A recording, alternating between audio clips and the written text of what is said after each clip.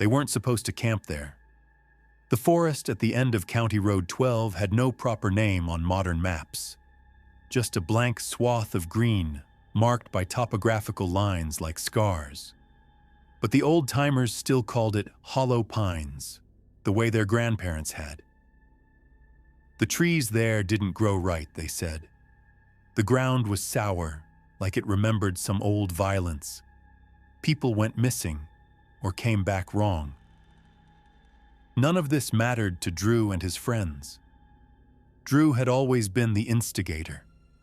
Tall, charming in a reckless way, the sort who smiled as he dared you to jump off a roof or swim across a river at night.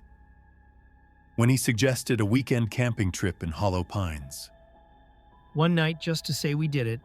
no one wanted to be the coward who said no. So they came. Drew, Kayla, Sam, and Beth. 2 tents, 4 backpacks, and a cooler heavy with beer. The trail was barely a trail, more like a game path winding between towering pines. The deeper they walked, the quieter it became, as if the forest swallowed sound. The air smelled of moss and wet earth. The trees rose high and straight, trunks pale and smooth, their branches so thick overhead that they dimmed the late afternoon sun. Beth lagged behind, frowning at the trees. There was something about them, too uniform, too perfect, like they weren't grown but planted, arranged by some unseen hand. By the time they found a clearing, the light was fading fast. This is it. Drew said, dropping his pack with a grin. The others set up camp in silence, glancing at the darkening woods as they worked. The fire took time to coax to life. When it finally crackled, the warmth was welcome, but the shadows beyond the firelight seemed thicker for it. They drank. They tried to relax. The conversation turned to ghost stories. It always did on nights like this. Drew started with a familiar one. The old hermit who lived in these woods a century ago, mad with grief after his family died of fever. People said he'd taken to hunting travelers, luring them off the road with strange lights. Some said he still roamed Hollow Pines, more spirit than man, searching for company in his endless solitude. Kayla laughed. You're full of it. But even she kept glancing at the woods. It was Beth who heard it first. A faint melody, too faint to be certain. She froze, beer halfway to her mouth. Do you hear that? Hear what? Sam asked, but then he fell quiet. There it was, soft, wordless singing. A woman's voice, sweet and low, drifting through the trees. Probably just the wind. Drew said, but his voice lacked conviction. I don't like this. Beth whispered. The singing faded. The woods were silent again. The fire popped and hissed. Drew stood. I'm taking a leak. Don't let the ghost hermit get me. He stepped beyond the circle of firelight and was gone. Minutes passed. The fire seemed smaller. The woods seemed larger. Kayla kept peering into the dark. Drew. She called. No answer. Sam clicked on his flashlight, the beam weak and jittery. He swept it over the trees. Maybe we should go after him. No. Beth's voice was firm. We stay together. We wait. But then, footsteps. A shape in the dark. Drew stepped into the light. His face was pale, his eyes wide and strange. His lips moved silently before he began humming that same tune they'd heard. Drew. Kayla asked. She touched his arm. He flinched like he didn't recognize her. I saw her. He said at last. His voice was hollow. A woman in white. She was between the trees. I followed her, but she kept just ahead, like she wanted me to. He trailed off. His gaze shifted back toward the woods. Beth grabbed his arm, No, we're staying here. You're not going back out there. but when they returned to the campfire, something was wrong. The fire was out. Only a few embers glowed weakly. One of the tents was torn open, as if slashed by claws. The cooler lay on its side, its contents scattered. What the hell? Sam said. Drew was trembling now. We need to leave. Now. They grabbed what they could. The woods seemed tighter somehow, the trees leaning closer. The path out was hard to find in the dark. Every step felt like they were going deeper, not closer to safety, and the singing came again. Clearer this time. Closer. A voice sweet and sad, calling them deeper into the hollow pines. They quickened their pace. The melody wove through the trees, seeming to come from everywhere at once. Beth clutched Kayla's hand. Don't listen. Don't look at her. That's how she gets you. Sam barked a laugh, but it sounded hollow. What are you talking about? Beth's voice shook. My grandma used to tell stories about her, the woman of Hollow Pines. She's older than the hermit, older than the town. She sings to travelers, makes them follow her, and when you do, she takes you, forever. Drew stopped. His face was wet with tears he hadn't noticed shedding. I saw her. She was beautiful. She wanted me to follow. Don't look at her. Beth hissed. But it was too late. The trees parted ahead, and there she stood, a pale figure in a white dress that glowed faintly in the dark. Her hair hung long and black, hiding her face. Her arms were outstretched, inviting. The song poured from her, but her lips did not move. Drew took a step toward her. Beth grabbed him. Run! They ran. Branches clawed at them. Roots seemed to rise to trip them. The trees shifted, the path twisting in impossible ways. The song swelled, filling their heads, drowning thought. At last, the woods thinned. The road was ahead. Their car. Safety. They burst from the trees, gasping, wild-eyed. Behind them, the woods stood silent and still. The woman was gone. They never spoke of that night. Not really. But it left its mark. Drew stopped smiling, stopped daring. He moved out of town within a month, chasing cities, crowds, anywhere but near the woods. Kayla woke sometimes in the night, hearing the melody in her dreams. She took to sleeping with the lights on. Sam tried to laugh it off, but he never went camping again. He kept a bottle by his bed, needing the numbness to keep the memories at bay. Beth stayed. She learned the old stories. She listened to the elders who still remembered the woman of Hollow Pines, and she made herself a promise. No one else would be lured into the woods. Not if she could stop it. Sometimes, when the wind was right, she heard the singing again, and she would stand on her porch, watching the tree line, listening to the song that had called so many before, and would call again, because the woman waits, and the hollow pines are patient. Echoes in the Pines. Matt Carmichael hadn't planned on staying late. His first month as a park ranger at Patuxent Ridge Preserve had been uneventful.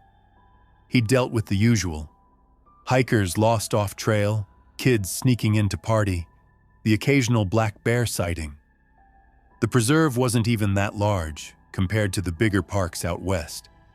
Just a patch of protected woods in southern Maryland, thick with pine and oak, crisscrossed by forgotten footpaths. But tonight, something felt different. It started with the call just before sunset. A camper reported hearing a child crying deep in the woods near Trail 19, one of the lesser-used paths that wound along a ridge before descending into a dense hollow. It wasn't the first time someone claimed to hear strange noises out there. The locals had stories about witches, about ghosts, about a creature, though no one ever seemed eager to elaborate on what exactly this creature was.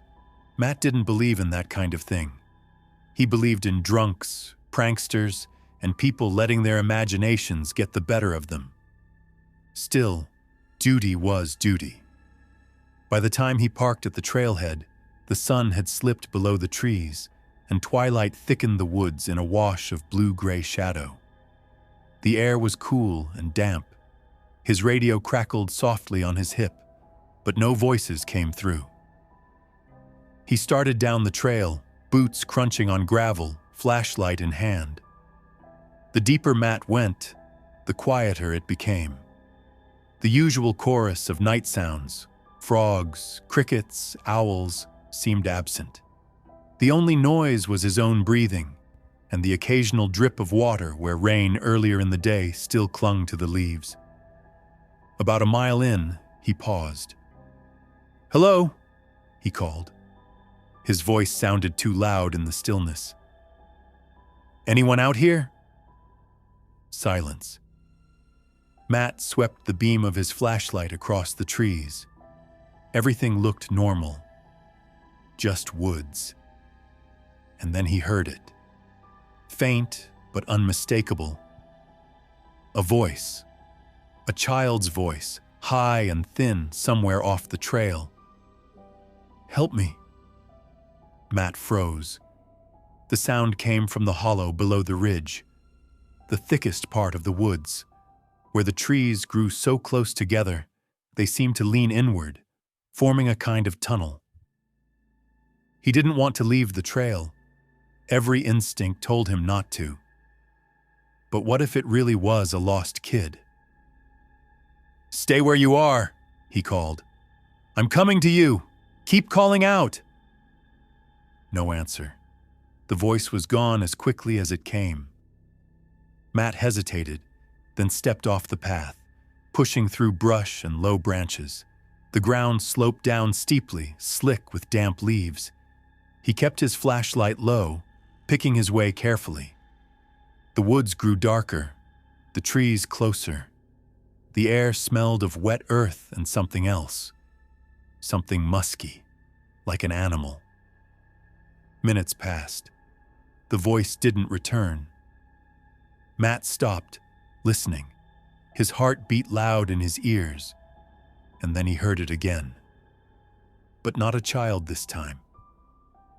It was his own voice. "Stay where you are. I'm coming to you. Keep calling out." The words came from deeper in the hollow, echoed back at him. At first, he thought it was just that, an echo bouncing oddly in the trees. But something was wrong. The cadence wasn't right. It sounded deliberate, like someone mimicking him. A trick of the woods, he told himself.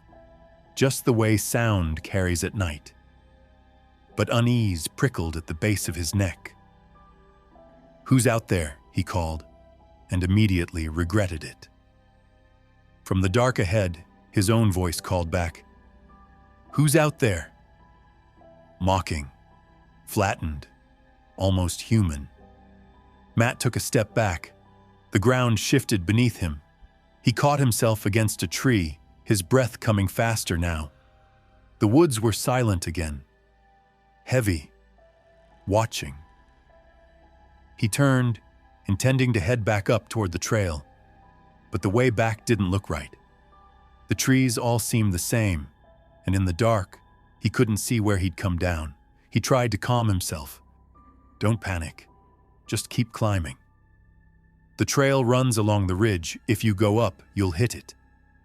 He started moving, faster than before, pushing through branches that snagged at his uniform. His flashlight flickered, then steadied. His radio hissed softly but stayed silent when he tried to call for backup.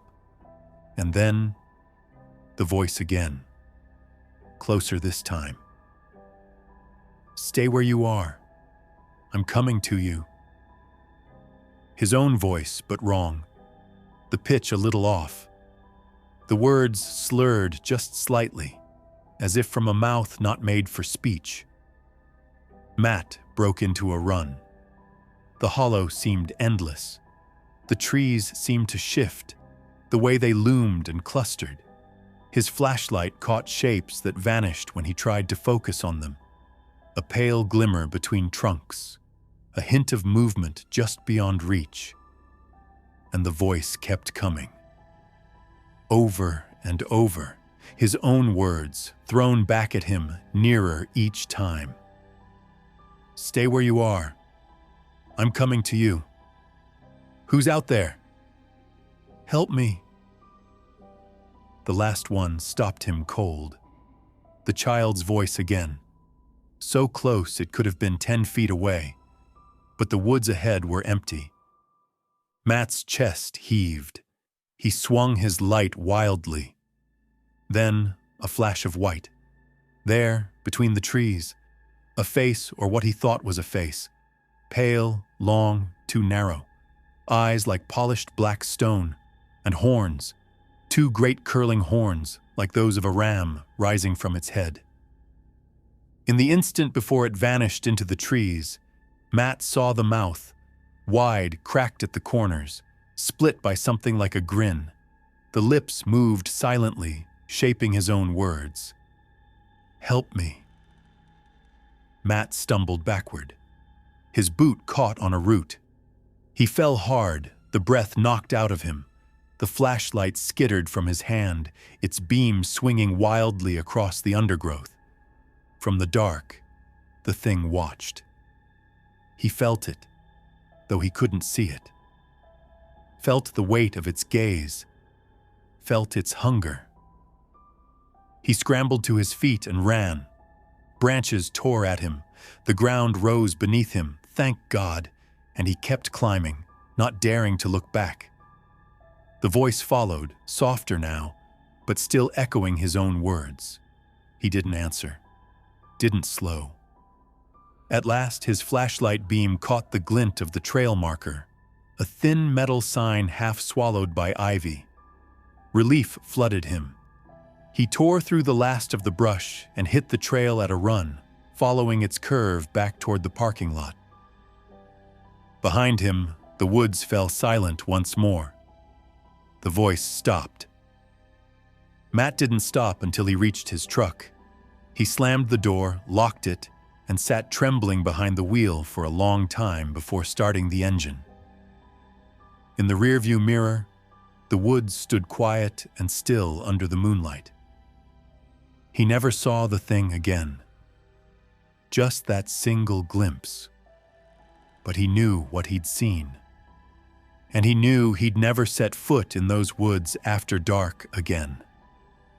Somewhere in the hollow, it still waits, listening, learning new voices. Thank you for listening, and as always, stay safe tonight.